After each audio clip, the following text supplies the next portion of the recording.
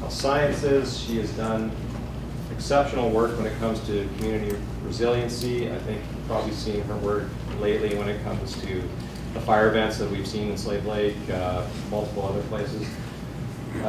She is kind of the expert now when it comes to community disasters. People call her, people cite her work. It's influenced government policy. And she'll talk a little bit about that. Dr. Bibby, he's one of the first and longest at cultivating media relationships. He's done a good job at it. Most of the time he kind of does his own work. He doesn't even come through us, but we'll support him any way that we can and reap the benefits of it. So he's done a great job with that over the years. And then Dr. Vasey on my far left. If you want to know anything about sex, gender, or monkeys, he's the guy. And his research speaks for itself, and often the phone calls go directly to him, but we also help with some of his findings and disseminating as we can. They've worked with everybody from the Lethbridge Herald to the New York Times, NBC News, National Geographic. And so hopefully their wisdom will help you come out of your shells, if you have them. So my first question of the day, I'm just going to throw it open to them. Pretty simple. Why do you engage with media? You want to start, Judith? Okay, thank you. Hi, everyone. Nice to be here. I'm going to talk as loud as I can. I have a bit of a cold, so I'm going to be yelling a bit. So why do I engage with media? Well, I think there's a combination of interrelated factors, and one of it is excitement about what I discovered, obligation to community, and obligation to public funders, obligation to residents. So the kind of research that I've always done is very much focused on issues that impact communities. And so when we were doing wildfire research, whether it be Barrier, BC, or LaRonde, Saskatchewan, and then of course we went to Slave Lake, every time we went, we made sure we had meetings with local media so we could update them, let them know what was happening. And then that research attracted local people here, including Carolyn when she was at the Lethbridge Herald, Terry Bode at the CTV. So there was a way to engage with people that I felt was a real moral obligation. I received public funding. I had an obligation to let people know what I found out, and there was a way to get that information to other people so they could use it in their lives. So when Fort McMurray happened in the fire, and I did an incredible number of interviews, something like 18 interviews in 6 days, people used the information that we talked about in the care of their children, their families, or whatever it was. So that's part of it. So part of it is that discovery, and you want to support your university. You want people to be interested in what's happening here. It can attract potential students. It can attract faculty members, all those kind of things. So I think it is part of our role, and I think as a nurse, it's part of our background to really be engaged with people and let them know what's happening. When we did the rural study on nursing practice, and now we're doing the second one, but in the first one, we used the message of who's going to be there for rural communities. So that was the way that our media went, and that encouraged people and excited people and got them interested in the kind of things that we did.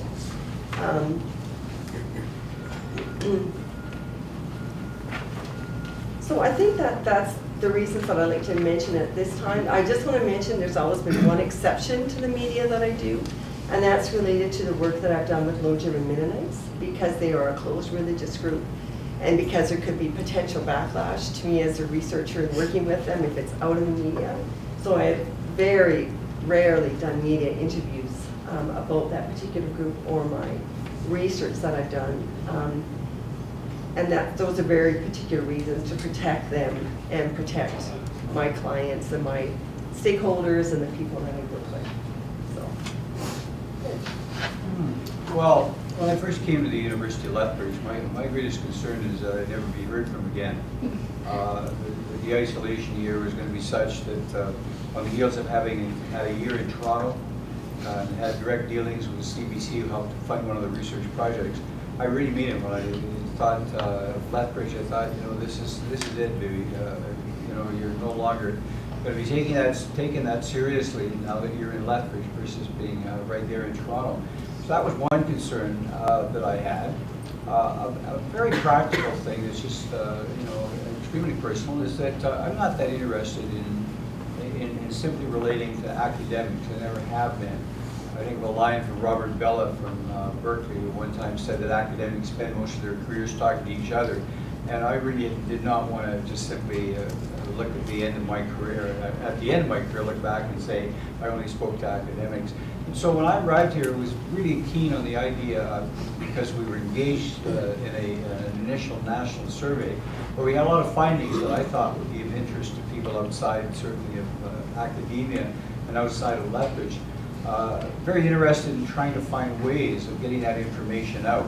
So the combination of getting just my own personal inclinations, plus again the national survey, and the fact we had lots of interesting material, put sort of things in motion with respect to trying to disseminate stuff beyond here. And happy to get into details as we get on, but on with it. But that's essentially why over time I've been very conscious of wanting to deal with the media. And not be just someone who's fielding inquiries from the media. Learned a long time ago, I'm sure we'll get into this.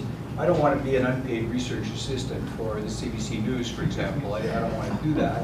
At the same time, I want to be decent and cordial and pleasant, but I want to have my own agenda with respect to how I want to deal with the media. Yeah, I'll just echo what has already been said, that I think that, you know, as faculty members, I strongly believe we're incredibly privileged. We lead incredibly privileged lives, and there are enormous opportunities that are afforded to us if we work hard. And some of those opportunities are the access we have to funding that allows us to do research. Essentially, we get paid to do our hobbies. And I'm not saying it's not an enormous amount of work. It is. But I remind myself every day of how unbelievably lucky I am to have the opportunities I have. And the reason I have those opportunities, yes, it's hard work on my part and the part of the students in my lab, but it couldn't be done without the taxpayers' money through agencies like SHRC or NSERC or CIHR or NIH in the States. So I feel a deep moral obligation to communicate the research findings that arise in my lab to the public. I think that's extremely important. It's, at the end of the day, that's as much a part of my job as teaching or doing the actual research. And I guess the other thing that I think motivates me is I'm proud of the University of Lethbridge, and I want to do whatever I can to promote the University of Lethbridge. It's been very good to me. I know people worry sometimes about being here in the isolation. For the most part, my experience here has been just one opportunity after another that I've taken advantage of and made work for me, and I want to give back to the university and help build it. I think there's lots of potential here, and it should be fostered. So Paul, when you started doing media, how did you become comfortable with the process? What did you learn? I'm sure the first interview you did, you probably didn't nail it out of the park, but how did you get used to that process and understand how to work with the media? Well, I think early on I understood that you had to be pretty good at dropping sound bites in order to communicate the message that was important to you, that you really needed to think about how you were going to encapsulate that message in really digestible sound bites. And I think the other thing that I learned early on was that journalists have a different job than I do. Their job is not to communicate in the way that a researcher would communicate in a refereed article. And so I had to chill out and just let them do their job and understand that whatever product they produced was not going to be equivalent to the sort of academic product that I produce as a researcher. And therefore, it wouldn't be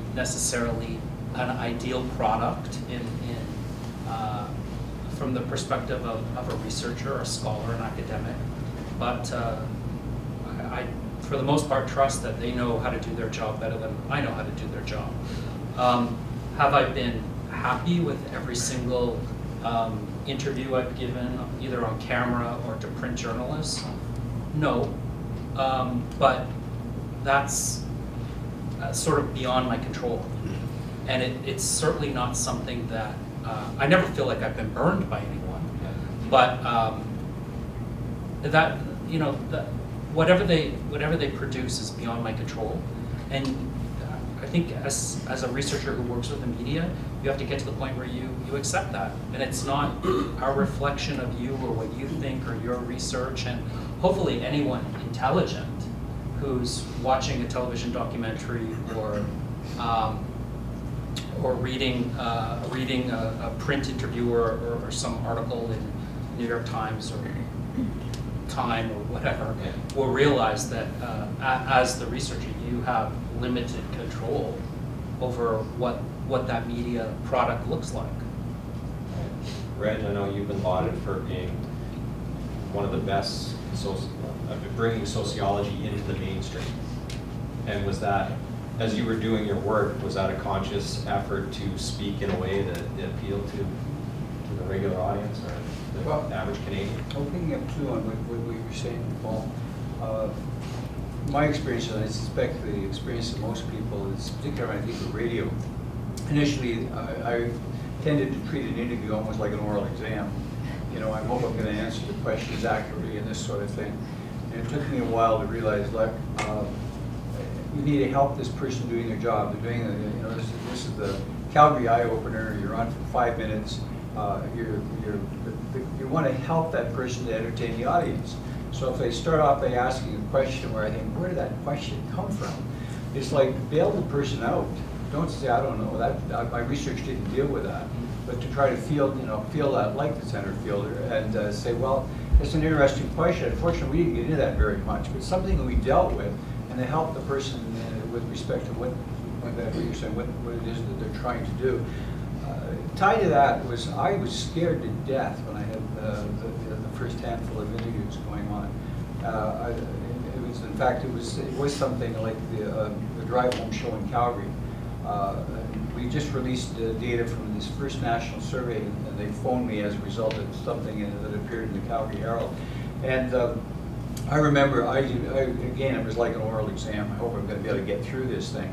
Instead of realizing, listen, this, forget, your domain. This guy is trying to do an interview and keep the people who are driving home interested. So just relax and then tied very much to not just being a scared rabbit, having the attitude that there's something that I'd like to be able to do with this media opportunity. So to have my own agenda. I've got, I don't want to get into too much minutiae here, but I've got to a point over the years where I really prefer to do media stuff when I have a book coming out. Because in a crass way, it gives me an opportunity then to do the interview and say, by the way, we're going to be dealing with this in the new book that's coming out, ... And sort of tie it in so that I have a bit of a purpose as well. And again, and so anyway, the whole experience goes from being something where it's just all I can do to hang in there because I'm scared to death, to try and make this something that I can enjoy and frankly that I can see as an opportunity to make my own. Judith, I know you talked about all the interviews that you did last year for McMurray and that sort of thing. So what kind of language would you use that differs from what you would write academically to make it appeal to the people that are listening to? Mm-hmm. Yeah, it's a really good question. So one of the things that we did in the Slave Lake study was to look at PTSD among children before and after the fire. And so trying to figure out a way to describe PTSD, the scales we use, the instruments, so that it's interesting to the public and they understand what it is that you're talking about. So I would just use phrases or ways to describe those instruments and those testing and why that's important to do that and what that means for the average person who was leaving for McMurray during the fire, right?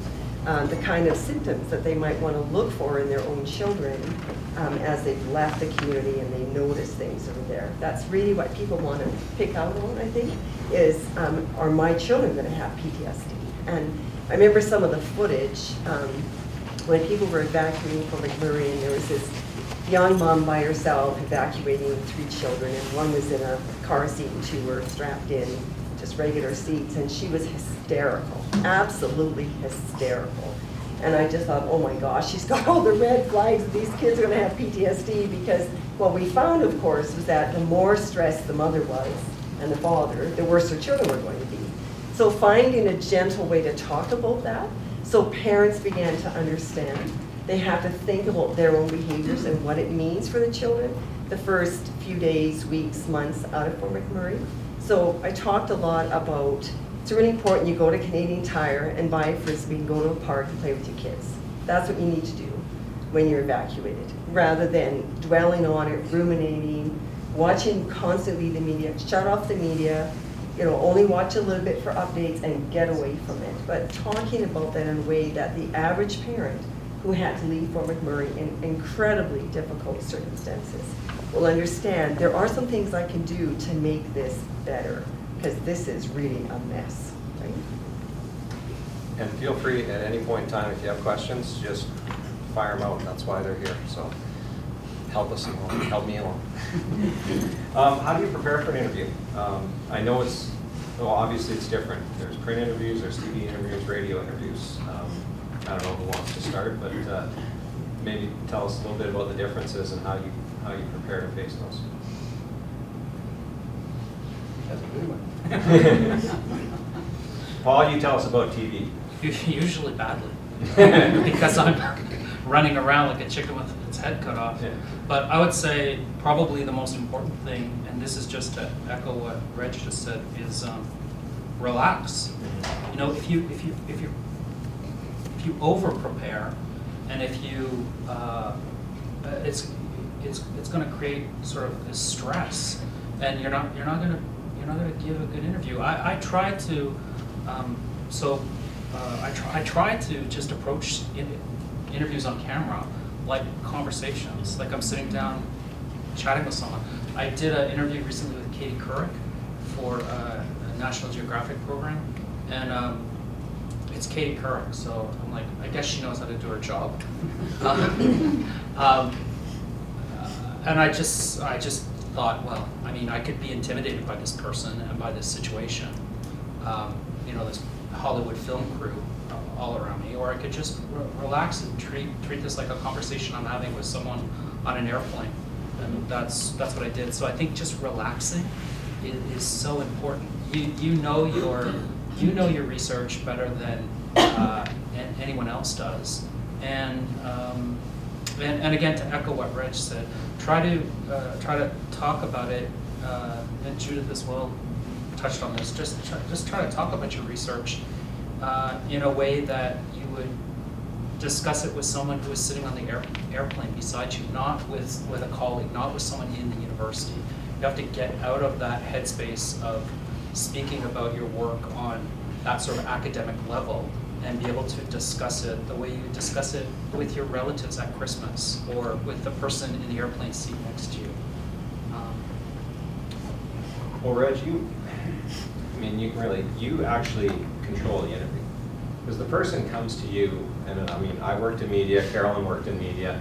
For the most part, we found about this story or this study that day. We've read 2 paragraphs about it, and then we're coming to the expert. So it's your opportunity to take control of it and tell them what you want, is it not? Sure, and I think that's one of the great things about it is, I'm always conscious of is, what you're stressing too, Paul. I've got to constantly remind myself, I'm the one that did the research. I think I know a little bit about what I found, but it's being conscious of trying to translate the material all the time, trying to translate it for the person. The idea of preparing, a good example, if I could name drop, interviewed one time, did the number, but on one occasion, where Peter Zosky had been primed to say, by the person setting up, don't give us a bunch of stats.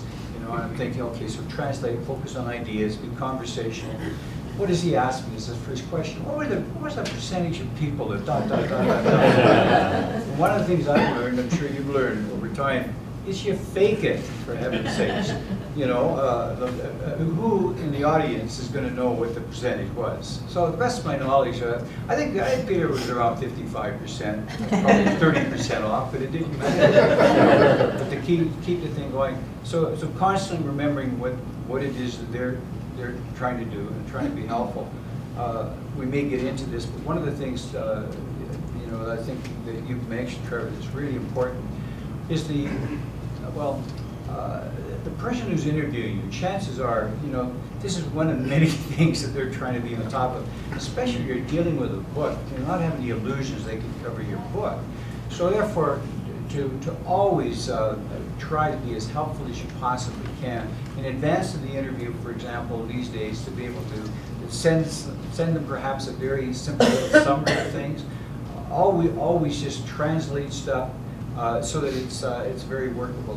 The worst thing, you know, is if you're trying to meet a deadline with, say, local television here at 5 o'clock, the last thing you're going to want to have to do is to wait to a report. So it's to make it very easy for people. Function already as the assistant to that person instead of expecting them to go through your technical material. Okay, my turn. Sure. So I think it depends on which study, who you're talking to, what medium, what era. So when we did the rural nursing practice study, one of the things that we had received access to do was to look at the Sky-High database on nurses and to compare rural nurses between different eras, different time periods. And so when I was interviewed about that, people really did want to know the stats, and they wanted to know why Alberta was different than Newfoundland or whatever. So in preparation for those interviews, I actually did write down my stats so I would have that clear. Similar thing with the PTSD of kids in Slave Lake. People wanted to know, they want that precise, what percentage of these kids at Fort McMurray are now going to have a problem based on what you've found before. And of course, you don't want to overrepresent or overstate what you found out, but you want to truthfully say, what did you actually experience or find out in that material? What I mean by era is that nowadays everything is by Skype and email and things can be forwarded to everyone. So when I was doing the interviews related to Fort McMurray, I was contacted by a BBC online writer who writes about the environment, and he was trying to do a spin on Fort McMurray related to climate change. So I did a phone interview with him, and he wrote that up. And then a BBC regular radio show, I can't remember the name of it, but they emailed me, you know, we've seen this story. If we were to interview you, what would you talk about? So I said, well, I emphasize these 6 points. So I was really clear about those points, sent it off to that radio station. They emailed me back and they said, well, we want to do a live interview and a taped interview that will then replay the next day. And then within 2 hours, I got an email from BBC World News. We want to do a Skype interview based on what you said. So the media has really changed given the way that we communicate as people. So I think clarity around those messages and knowing exactly what you think you would talk about, they're probably not going to have time for any of those 6 points perhaps, but you've got to get your mind organized and you have to let those people know that you do know something about this topic and that you are the person that they do want to go to about this information.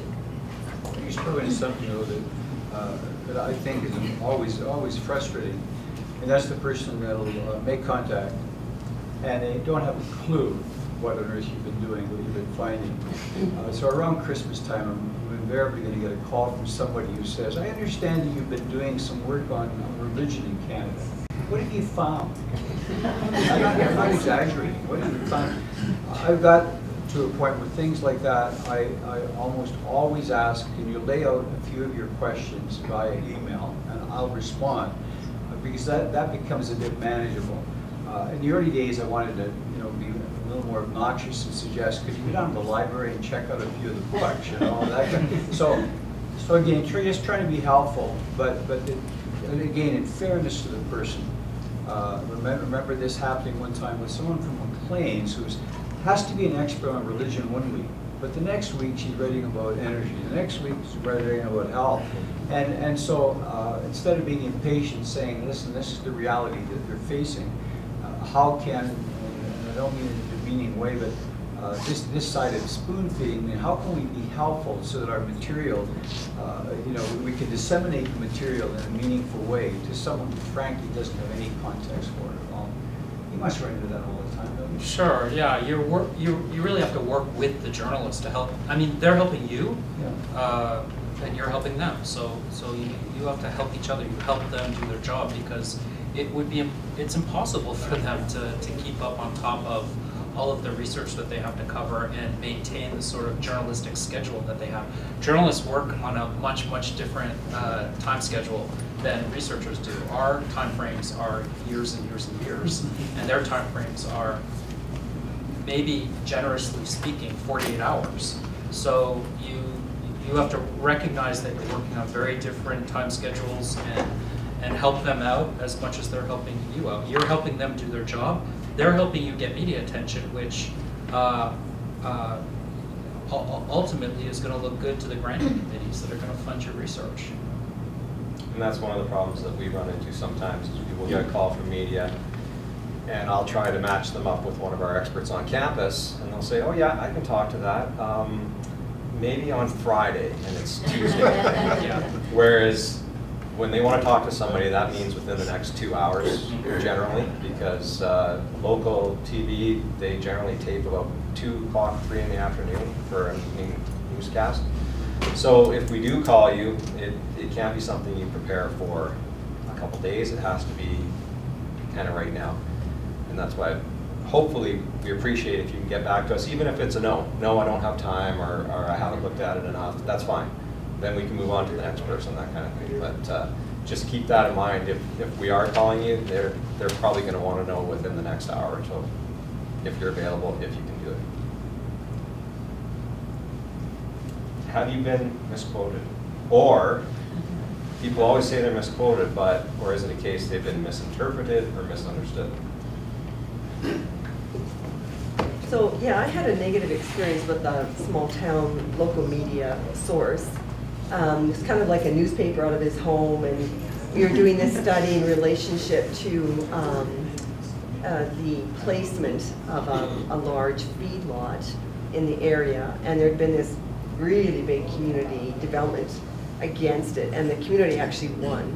And it went all the way to the Supreme Court, which meant that the company that was going to be placed there had to pay back this community group $250,000 of their legal fees, which is a lot of money in those days. And so this local person who was doing this media felt that the people that were on our advisory board related to the research were biased. And so his media was very, very negative, of course. And of course, we didn't want it to damage the research. So how do you handle someone he wasn't interested in hearing the other part or making it different? And so we just had to, quite honestly, just ignore him and show ourselves in a positive way to the community. And the research was a success, but it was something that caused a ripple in what was happening there. I've never been misquoted directly by journalists, but I've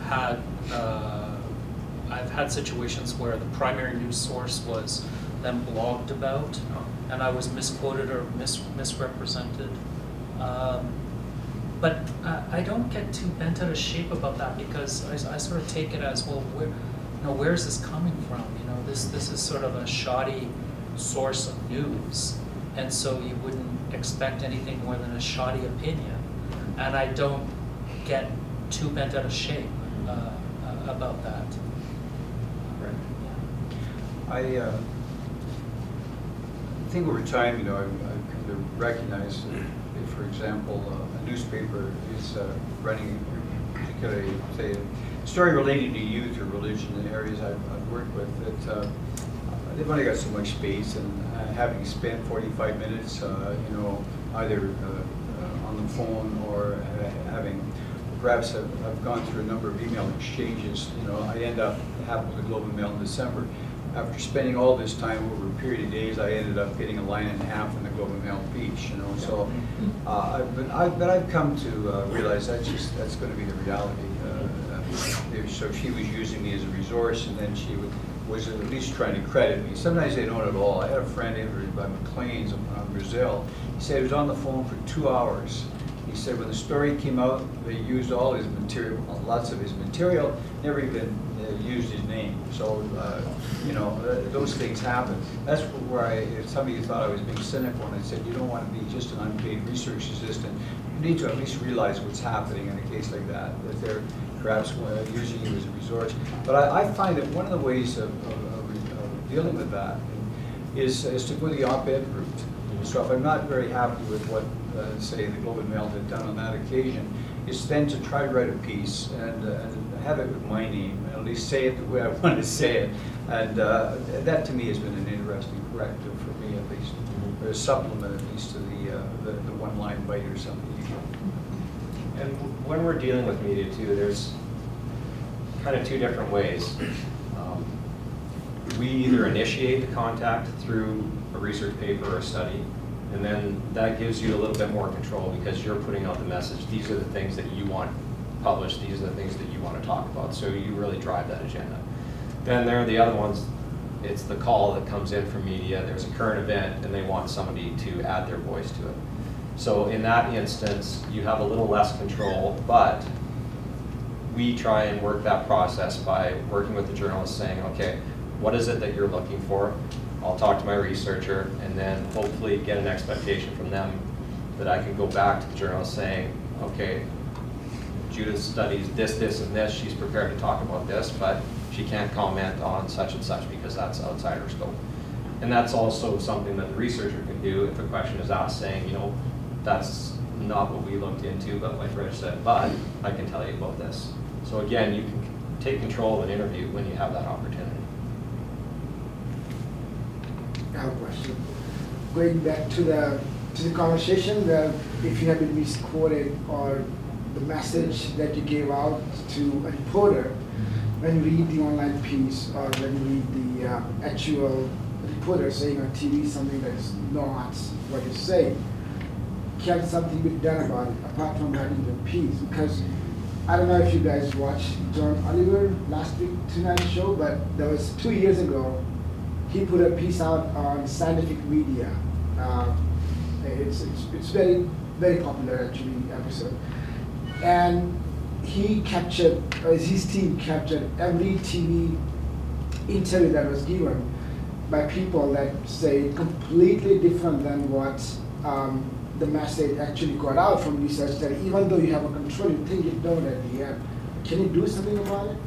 And for the audience, you know, if you haven't watched it, it's a really nice piece on, it's 20 minutes video on YouTube by John Oliver last week tonight. It's really good piece about how media can constrain your, or kind of change your words and your messages to completely different. So is there anything you can do about it? Because I'm always scared about having somebody saying something that I didn't say.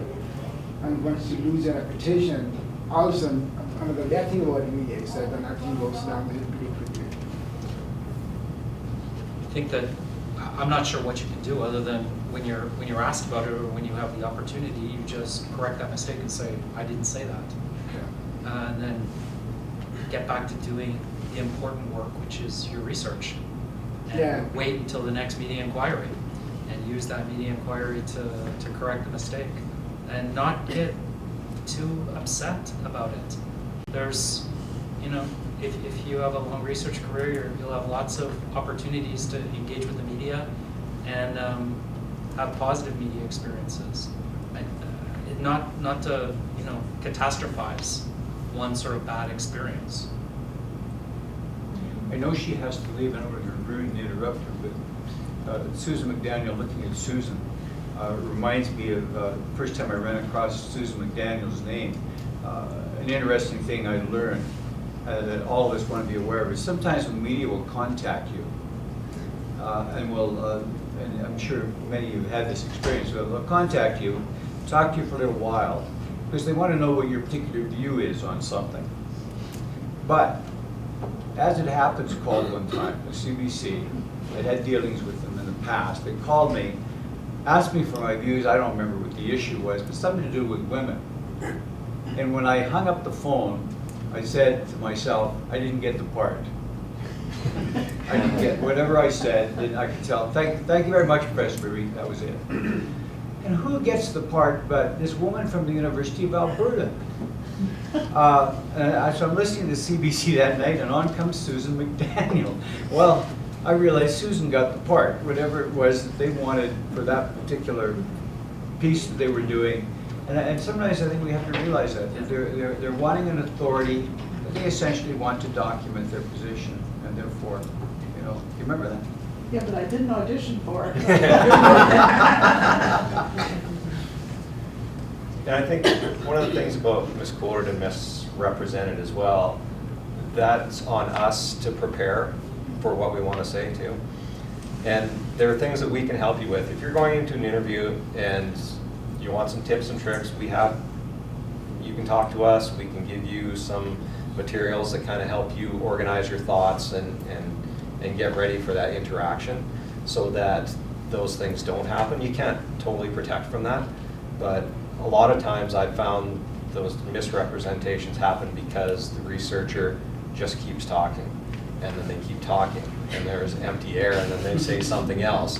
And by the end of it, the reporter who doesn't have that expertise in the first place gets overwhelmed by all the stuff. They start to paraphrase, and it turns into something you didn't want. The flip side of that is, you know, what you were saying, Rich, that you can do an op-ed, except it's even better now, which is you can also publish the right story to your webpage. Because all articles now essentially have a link back to you, in the sense that anybody who's doing the research, if they have more than a few minutes, is going to Google you. And so, you know, that's why I would keep a blog up.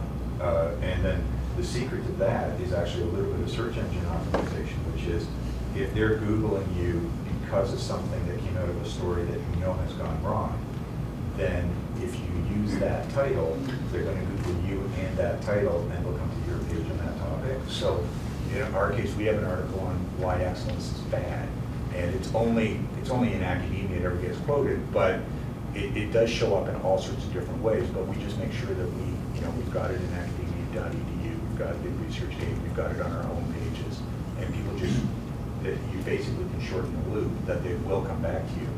And so, you know, that's another way, as well as op-eds. I think there were two, yeah. Sorry, was someone else? Oh, you can go ahead. Okay. My question is actually a question about time management. Because, you know, we're all really busy doing research and teaching and all of those things, and I don't do a lot of outreach, but I'm seeing that my work might be going in the direction where more knowledge mobilization outside of the university may be a good thing. And so I guess the question is, where does engaging with media fit in the broader plans that you have for outreach outside of the university? So for instance, one way to control the message is to just not talk to media, but do a lot of community presentations or other things where, you know, you do the presentation and therefore you control everything. Like I know that you guys all do this kind of work, so how do you balance those things? At what point do you say, for instance, Reg, so you talk to somebody on the phone for 2 hours and your name doesn't even make it into the article, right? So that's 2 hours of your life that are wasted. How do you at a certain point say, you know what, I'm just not doing those things, ask me to do a presentation in the community or something like that? I guess that's my, how does it fit into your general idea? I don't think it's time wasted, because what you said, they might make a note about it, pass it on to somebody else in the future that gets picked on by someone else who's interested in the topic, right? And for the wildfire research stuff that we did and the media, I mean, people want to talk to me when an event has occurred, and sometimes it's not very practical, right? I have other obligations, or there's time differences or whatever. But to me, it's about obligation. You make it fit because it's such an important thing. And that window of opportunity, particularly related to a current event, is very small. It's only going to last so many days, right? About a week with home McMurray, that's it. So, and there's a way to document all that, which I used to put in my CV, and then I put it in my PAR and everything, so people could see the kind of outreach you did. So I saw it as a version of community outreach, knowledge translation, all those kind of work. So I don't think any of those are wasted, because the other thing is that you have a chance to create your message in the way you want. And they think, oh, what did I learn about how I did that with that person? Maybe I could do it this way and the next time. So you're always building and learning on that. I think it depends as well on your career stage and how much of a history you have with engagement. So if you're early in your career or you don't have that much experience, then you want to take advantage of the opportunities that come your way. But maybe the more senior you are and the more weighty your media contributions have been, you start to become more selective. And obviously, if something like CBC or BBC or National Geographic or Nature of Things comes calling, you sit up and pay attention. But if more lightweight media inquiry comes your way, you might have to say, I'm sorry, I just can't take this on at this time. I have too much else going on. I would like to just say one thing about media and how it relates to funding. So I assume that most people in the room are concerned about funding opportunities, and I've sat on the Shirk Adjudication Committee for psychology grants for the past 3 years now, and I'll be going back this year to chair the committee. And one of the things that became readily apparent to me the first year was just how unbelievably competitive the granting competition was, and the excellence of the grants. I mean, I thought, well, what I'll do is just parse apart the obvious losers and not invest time in reading, investing a lot of time reading those grants. Well, there weren't any obvious losers. Everyone was functioning at such a high level. And one of the things that I noticed that really separated certain people as superstars were their engagement with the media, because everybody's doing a lot of research. Everybody's supervising students. Everybody's sort of contributing administratively. And it was, these people that were writing op-ed pieces for the New York Times and whatnot, that you're like, wow, this person is really distinguishing themselves. So I guess what I'm trying to say is it's become so competitive that that engagement with the media is one way that you can distinguish yourself from an already very distinguished group of people. Yeah. So we've talked a lot about how media reaches out to you, and so let's just, pull out a number. 80% of the time, someone from the media reaches out to you, wants to know about your research. But the other percentage of the time, how do you go about promoting projects that you're into? Like, which outlets do you choose to use? Is that something that you do, or do you just wait for them to pick up the story? Yeah, I'm really glad you raised that. If I can just jump in, because to me it's one of the most I think important issues that we need to reflect on, and that's the obvious thing. So here you are in Lethbridge, Alberta, you got this stuff and you think it's really great. How does the world find out? Exactly. I found out by accident, and certainly, perhaps we'll find people don't agree, but I found by accident way back when we did our first national survey, and it happened that Man Alive from CBC had provided some of the funding. And I get a call from the Toronto Star from a guy named Tom Harper, and he said, I don't think the program has done much with this stuff. I'd like to do a story. And I thought that was really nice. I hoped that maybe we'd get something on Saturday, and he was the religion writer. The next morning, the phone's just going crazy. I'm getting all these calls from Toronto. And what had happened is at the point, this is really name dropping, at the point that As It Happens called, and the era of Barbara Fromm, and I'm scared to death. I said, where did they put that story? She says, it's the main headline on the front page of the Toronto Star today. Well, this is my introduction to a guy named Tom Harper. Tom and I got then, from that simple start, we got into the thing where I'd be working on a survey and a particular piece. I would phone Tom and say, Tom, I got an idea for a story. And I would write it up, being the frustrated journalist, kind of like a little bit of a journalistic piece.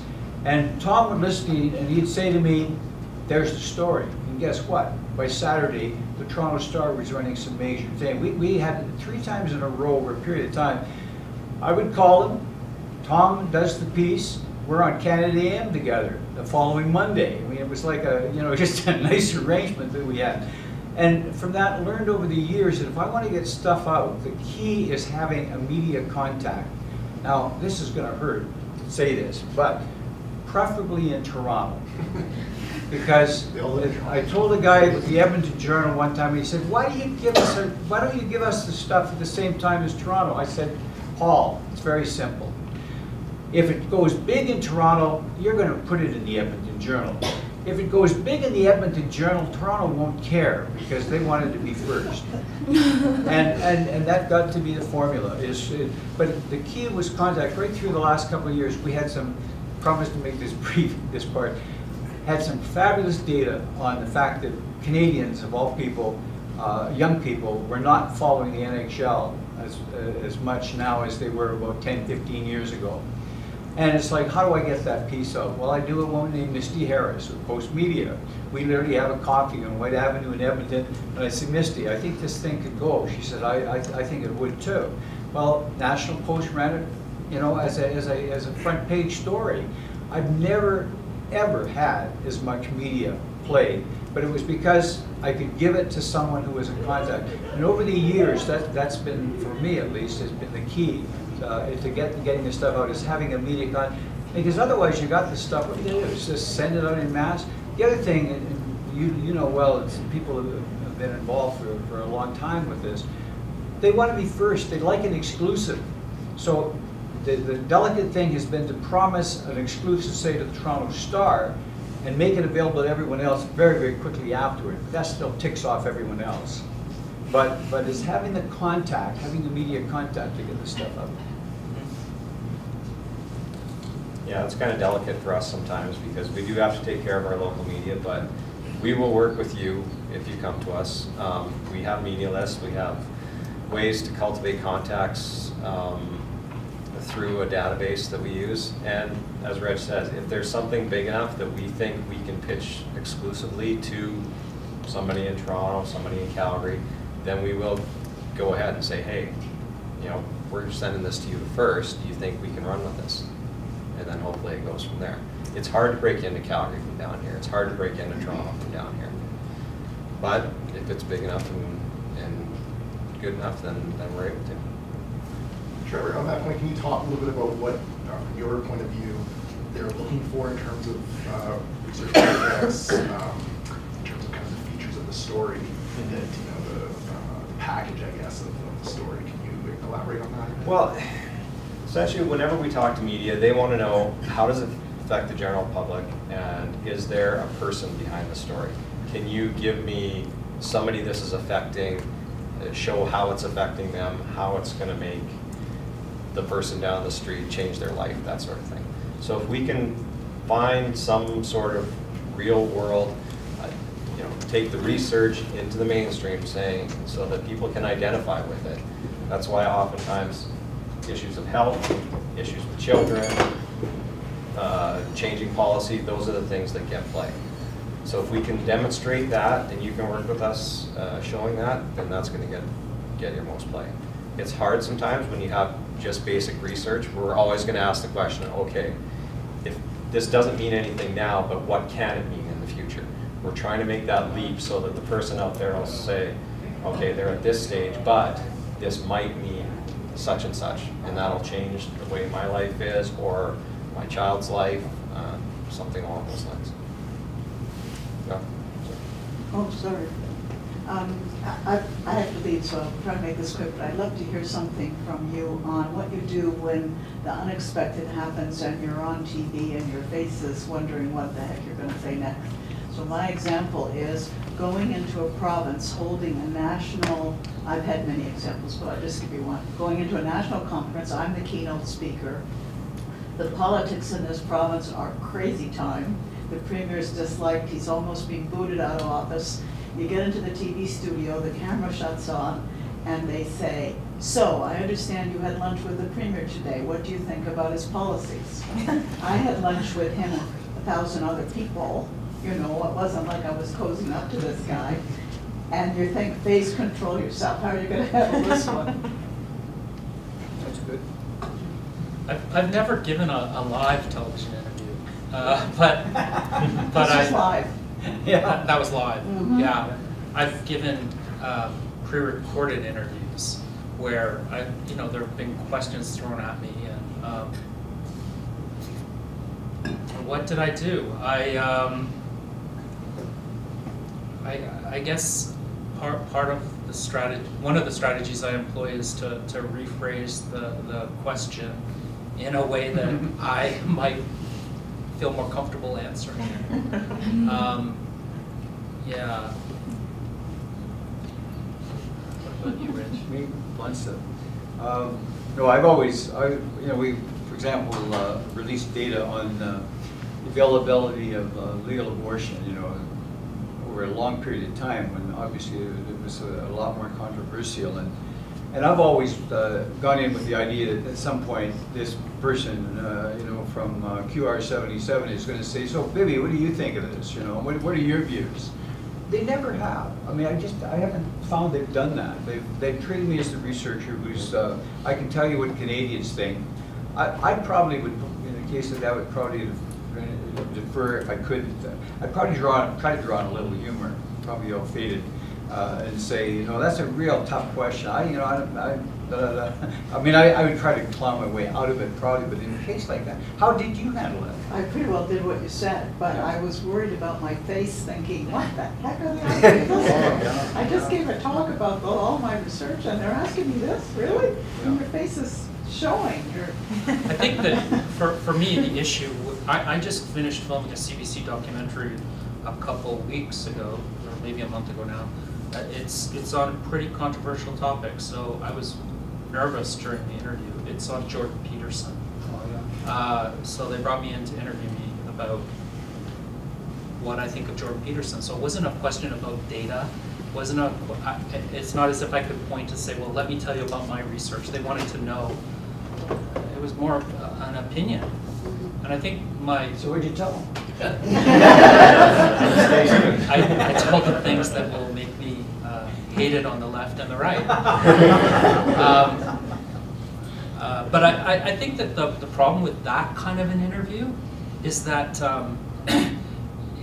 it needs to be recognized, and it's not, that it's an ongoing conversation.